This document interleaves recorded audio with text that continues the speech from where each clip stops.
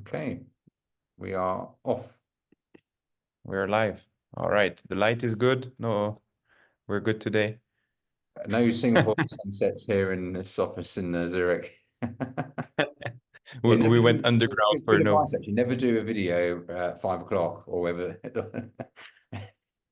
When the sun is rising or just going down, it's Yeah, not the that's right my moment. tip of the day for YouTubing. All right, everyone. So welcome back to Billen and Belhomme, our weekly update of news of the private client world. I'm your host, Maxime, and today we're going to dive actually into MoneyVal, who just completed a report on the famous financial jurisdiction of Jersey.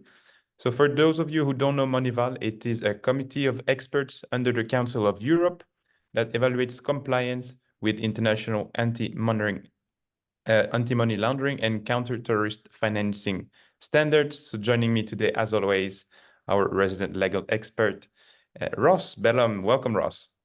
Thanks, Maxine. Great to be here. So I know today we've got a bit of a dry topic, isn't it? But I think it's important because it does explain to people how these sort of non-elected international bodies affect their affairs and this whole concept of random unelected committees reviewing jurisdictions. So yeah, let's have a look at that today.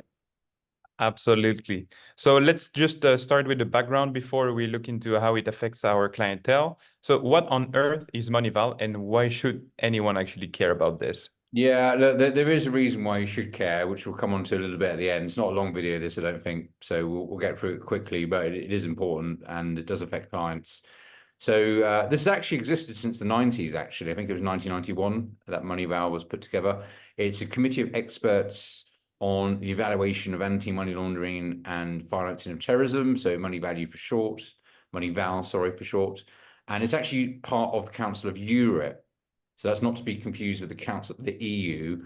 So the Council of Europe is one of the oldest bodies that exists in Europe. It was created just after the Second World War, and it brings together all the European countries, but also a lot of non-European countries. And for some reason, it's quite involved in anti-money laundering. It attempts to sort of have a level AML playing field with the various countries that it's part of. And yeah, so MoneyVal is the sort of committee that goes out and checks on how people are doing. And it's really this sort of last layer of oversight that you have. I mean, obviously, clients experience dealing with local compliance officers in businesses that they interact with. But those businesses themselves are then regulated by regulators in the jurisdiction they are. But then the regulators themselves are regulated by bodies in far-flung places, and you see you have all this sort of pressure that flows down, and yeah, this is one of those final layers of regulatory pressure. It's almost like that this is getting close to the top of the beast where all of this stuff is coming from. Yeah, I mean, a lot of regulators for sure. And how does MoneyVal actually differ from FATF or the OECD? Yeah, so the FATF actually delegates the responsibility to MoneyVal to do these inspections. The FATF, or the FATF, actually, as some people call it, is part of the OECD. So they're all kind of connected, you know, and I'm sure it's very much the sort of same people at the top that are moving throughout these organizations. So yeah, and also I have just read recently that apparently the UN is thinking about getting involved in this. So I think some of the other regulatory bodies have sort of mentioned that they don't really want the UN getting involved because they're having a good time with all this, but the UN wants to get involved. So yeah, it's very confusing, all these different organizations, but they're all sort of linked somehow. Yeah, so it's even taking it like just not only from the European side, but as well kind of globally if we look at that. And so now this specific report was about Jersey. Like, what did they have to say actually? Yeah, so well done to Jersey. So in the report, Jersey emerged as a sort of commendable player in the realm of combating money laundering and terrorist financing. The island demonstrated an impressive understanding of the financial risks, thanks to its meticulous national and sector-specific risk assessments, it was noted. So Jersey's financial intelligence unit was noted as being pivotal in investigations. The report did note that there was a need for faster intelligence dissemination and enhance strategic analysis. But as a significant international finance hub, Jersey does face substantial exposure to threats such as fraud and corruption, yet the report thought that it manages to quite effectively deal with these. But it also talked about it needing to bolster its oversight of beneficial ownership and applying sanctions more rigorously, which I thought was, two very, very hot potatoes right now. I mean, obviously that comment about sanctions is to do with Russia, and the EU is very busily stealing Russian money at the moment right now. So it's sort of quite a hot topic.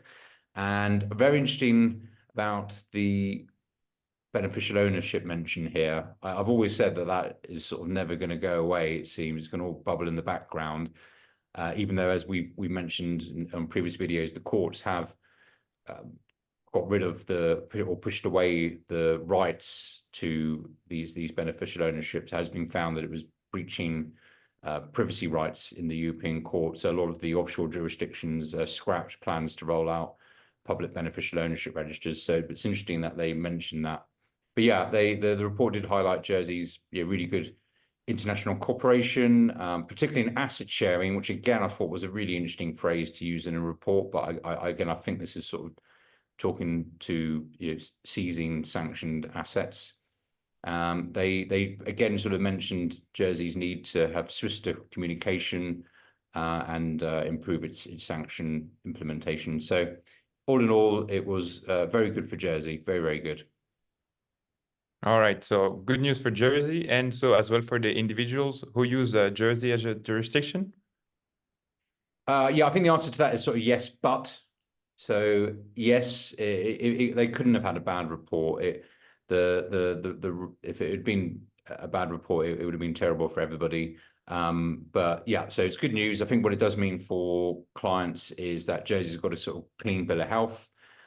You can sort of worry less that the jurisdiction that you're using is going to come into some sort of scandal or negative news, or if your banking partners you're working with sort of querying why you're using Jersey and threatening to close bank accounts down because you're using Jersey. That's unlikely to happen now because it's got this clean bill of health from a very, very powerful body. So good. I mean, it does, what it does mean though is that you are dealing with a very, very heavily regulated jurisdiction. I think it's almost quite hard for private clients to use Jersey a little bit. Jersey has turned more into a fund administration jurisdiction than a private client one now, to be honest with you. It's only the very big private client family offices that tend to use Jersey because the regulation is so strict, and you know, dealing with a Jersey compliance officer is quite tough. I had a lawyer in Canada comment to me that the sort of Canadian clients don't want to use Jersey more, not because they're not transparent. They're very happy to be transparent, but they don't want to be audited, is the way he put it. That was his view of Jersey. So it's good news. They've got the sort of international community off their back, but as I said, it's a yes, but you know, does this make Jersey sort of viable for a lot of normal people? It's a very, very well run but heavily regulated jurisdiction. Exactly. I mean, good regulations, but like imagine the scenario that MoneyVal would actually say Jersey actually fails on this whole report. Like what would happen? Yeah, I mean, you can tell from my tone that I'm sort of not the biggest fan of regulation, and perhaps I'll do a separate talk on that one day, why I think that. But I do submit that a bad report here would have been devastating for Jersey and also any clients using it. I mean, what happens when you have one of these bad reports? It's not so much the earthquake itself that happens; it's all the after tremors that kill you. And what it would have led to is probably the FATF putting Jersey on some sort of blacklist or grey list. And what then happens is it's more like all your intermediaries then are querying why they're dealing with you. So all of your banks might say, well, we don't want to bank with anybody that's connected to Jersey. Even correspondent banks might, we can't do any payments to or from businesses in Jersey because they've had this bad report. You might have tax officers getting more, querying more, why are you using entities based in this jurisdiction that had this bad report? So sort of ripple and after effects that would be very, very devastating. And clients would probably move as well. They would say, look, clients, I think a lot of businesses sort of underestimate this point. You need to be careful of the other clients that you take on, because if you have one bad client, it affects the reputation, and it does impact the other clients, because they get associated with that bad news. And it's the same with the jurisdiction. If the jurisdiction is having a lot of negative media, and you've got something there, it will rub off on you. As Panama is probably the best example of that. So I think for Jersey, it would have been absolutely devastating to get a bad report. A lot of clients might have moved out. Well, you might see some big clients now moving to Jersey, despite the pain of running a structure in Jersey and the compliance oversight.